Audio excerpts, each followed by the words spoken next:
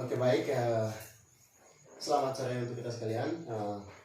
Kesempatan kali ini saya kembali hadir lewat video sebagai tugas di mana diwajibkan oleh dosen di Universitas Katolik Darasal Manado, mata kuliah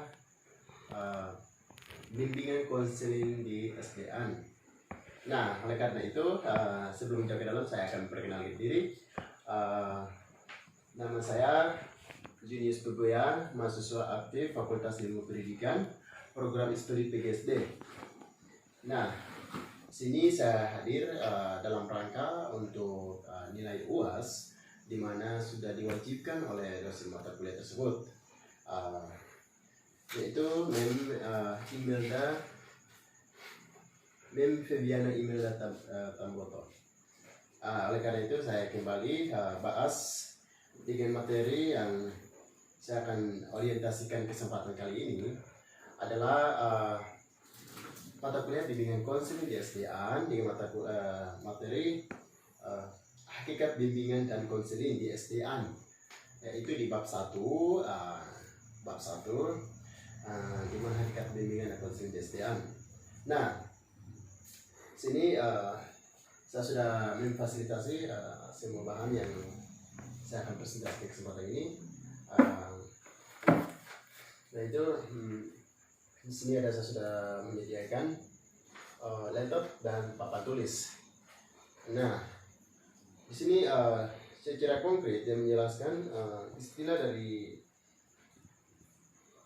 bimbingan menurut bahasa Inggris ya, dialami dengan suatu fenomena menunjukkan atau menentukan suatu suatu kearifan lokal yang terjadi dalam kehidupan masyarakat.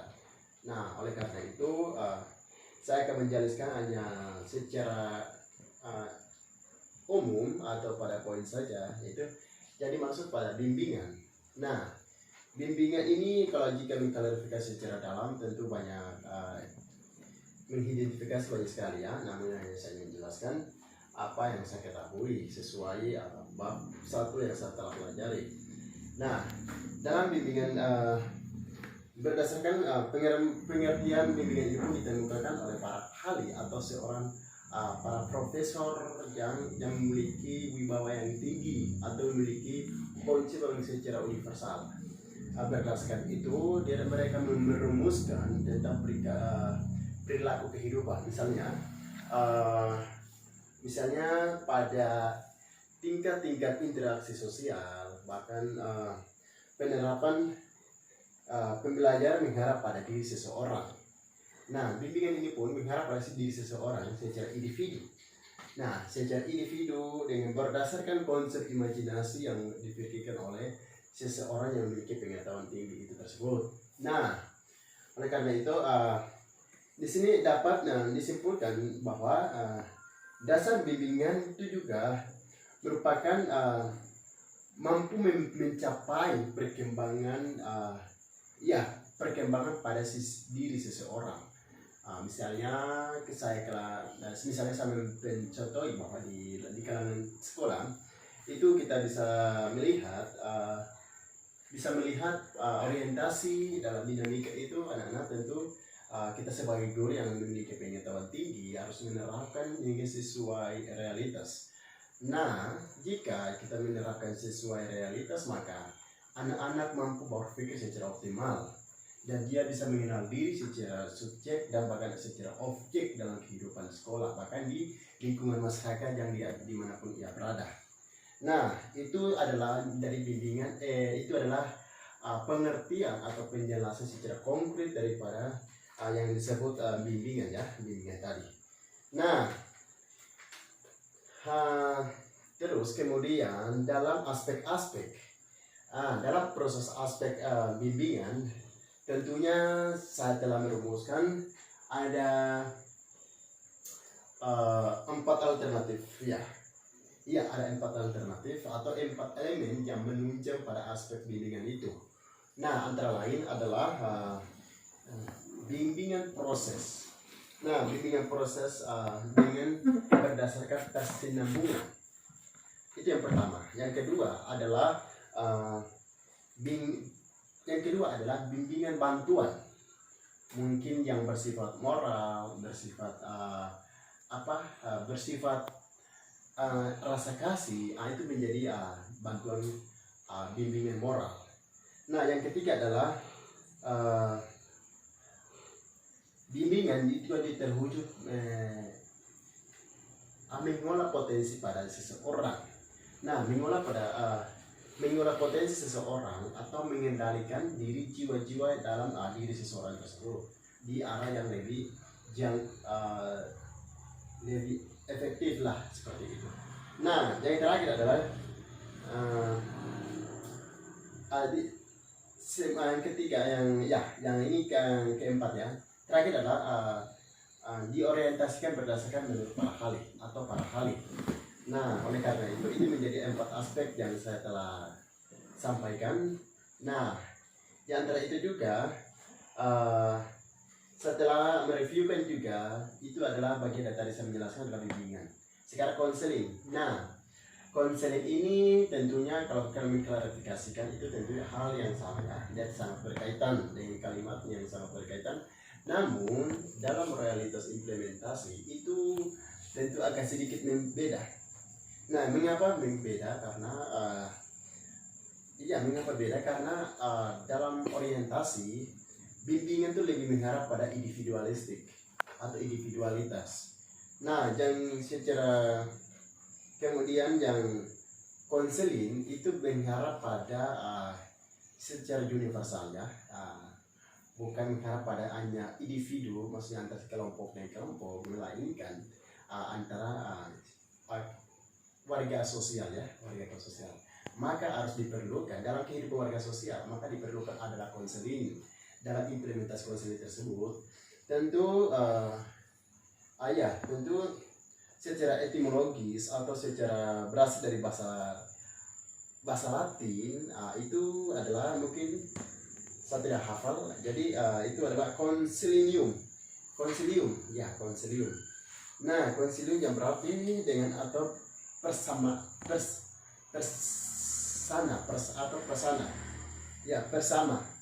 yang dimaksud adalah bersama. Nah, dalam bahasa Inggris disebut counseling. Nah, itu. Jadi yang tadi bahasa Latin adalah consilium, kemudian bahasa Inggris adalah counseling. Nah, counseling oleh karena itu dalam bahasa Indonesia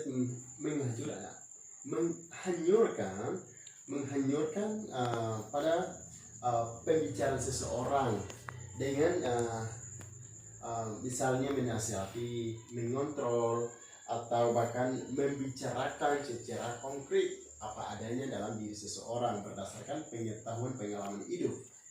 Nah, itu siapa? Itu dilakukan oleh para ahli, yang terutama adalah kita sebagai guru yang harus diterapkan berdasarkan konsep imajinasi pengetahuan pada diri kita. Lalu kita harus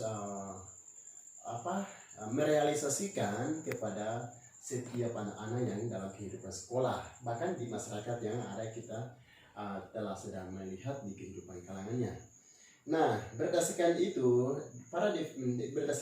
definisi konseling juga telah ditemukan oleh para ahli. Dapat disimpulkan bahwa konseling merupakan kegiatan. Nah, kegiatan tatap muka antara konselor dengan konseling. Nah, tadi mengapa saya bilang beda? Karena dalam penerapan konseling mengharap pada individualistik atau individu, dan sedangkan bimbingan mengharap pada seseorang secara sekelompok individu. Sedangkan yang konseling ini mengharap pada secara universal atau secara kesamaan berdasarkan realitas sosial yang ada pada kehidupan orang.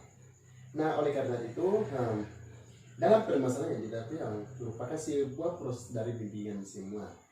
Nah, jadi maka sebuah para ahli memikirkan bimbingan itu sangat diperlukan ya di kalangan kehidupan saat ini. Nah, oleh karena itu menjadi yang maksud dan bimbingan tentu hal yang sangat sensitif, itu berkaitan pada kehidupan kita seseorang. Nah, itu ada memiliki tujuan-tujuan, ada memiliki sifat-sifat. Jadi memiliki tujuan juga merupakan untuk merupakan suatu esensial pada kalangan kehidupan. Nah, yang lebih mampu dengan tujuan lebih mampu mendorong pada kehidupan dan lebih mengharap pada jalan yang lebih objektif dan subjektif pada kalangan kehidupan. Nah, oleh karena itu sini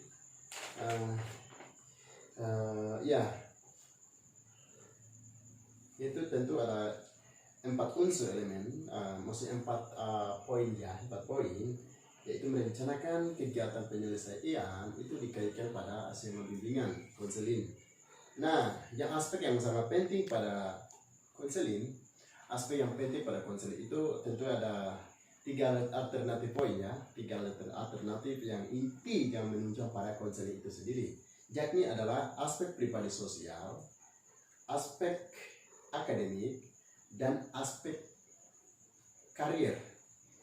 Mengapa saya bilang ini? Aspek sosial itu tadi sudah jelas ya secara konkret dan realitas pada kehidupan masyarakat, bahkan di sekolah. Itu yang dimaksud adalah aspek sosial. Nah, jadi aspek sosial itu tentu memerlukan potensi yang lebih skill, lebih memiliki skill yang oke, skill yang andal yang dimiliki oleh para ahli, bahkan para seorang guru terhadap peserta didik. Nah, aspek akademik. Jadi aspek akademik ini tentunya harus kreativitas ya, dalam arti kreativitas atau memberikan tutorial atau memberikan kursus-kursus itu sebagai bagian bimbingan konseling. Jika di sekolah misalnya dari dosen memberikan mata kuliah atau memberikan penjelasan mata kuliah tersebut, jika mahasiswa tidak memahami, mengerti, dan tetapi ada bimbingan khusus, itu berarti adalah bimbingan konseling. Nah, ia mengharap pada perilaku atau di orang itu tersebut. Maka harus diperlukan ada kreativitas dan skill pengetahuan yang andal, agar pengetahuan apapun yang kami sampaikan kepada siswa, bahkan mahasiswa, itu menjadi hal yang fenomenal ya, hal yang sangat di kata lain hal yang sangat krusial, bisa memahami dan mengerti maksud daripada apa yang dijelaskan mata kuliah atau mata pelajaran itu sendiri. Nah, jadi sekarang karir itu pengalaman, ia berdasarkan pada karir itu datang dari pengalaman. Jika pengalaman, jika karir itu melandasi dengan pengalaman. Jika kita memiliki pengalaman hidup yang banyak, memiliki potensi keterampilan skill yang baik untuk menciptakan sesuatu yang orang tidak mengetahui, maka disebut karir. Dan misalnya juga kita melakukan suatu pekerjaan di mana mungkin di masa-masa SMP atau SMA kita lakukan di karya-karya pengalaman hidup, itu bisa pengalaman hidup yang kita tidak diketahui, maka disebut karir. Nah, oleh karena itu situ ada salah kami reviewkan juga ada fungsi-fungsi, yaitu fungsi pemahaman tentu memiliki pengetahuan yang baru, konsep yang baru untuk demi mewujudkan skill keterampilan. Kemudian jadi tentunya dalam konsep itu harus memerlukan fasilitasi, harus menyediakan suatu alat-alat bahan untuk menunjang suatu keinginan yang dipikirkan oleh seorang konselor atau seorang konseling itu sendiri. Nah, tentu jika dalam konselor itu tidak mempersiapkan fasilitas, misalnya saya sudah mempersiapkan seperti ini, itu tentu menjadi perhatian terhadap siswa, bahkan terhadap masyarakat setempat. Oleh karena itu, jika sebarang siapa yang memiliki potensi untuk mengembangkan konseling kepada kehidupan masyarakat, tentu harus menyediakan fasilitas yang layak, yang enak dilihat oleh masyarakat, atau enak menilai, atau kemudian enak menikmati di suasana tersebut. Maka guru atau seorang tersebut memiliki kreativitas untuk menyediakan semua bahan yang sesuai selera kehidupannya. Nah, kemudian fungsi penyaluran mungkin bantuan sosial atau dan sebagainya itu menjadi bimbingan konseling. Kemudian adaptasi yang dimaksud adalah adaptasi pada lingkungan sosial, adaptasi pada masyarakat, itu menjadi konseling. Terus pemecahan masalah, perbaikan dan penyembuhan, pemilihan dan bimbingan. Jadi itu menjadi aktor atau fungsi harus dilakukan. Nah, jadi itu menjadi hal yang sangat fenomena yang apa yang saya ketahui, saya bisa menjelaskan berdasarkan panduan buku. Tidak menjelaskan, saya tidak menggunakan laptop, tapi hanya apa adanya. Saya berada karena ada panduan buku, saya menggunakan. Jadi ini saya bisa presentasikan kesempatan ini sore ini. Semoga para pendengar bisa menjadi bisa dan bisa melihat. Demikian presentasi saya sebagai bahan UAS. Atas perhatian dan kerjasama yang baik, saya mengucapkan terima kasih.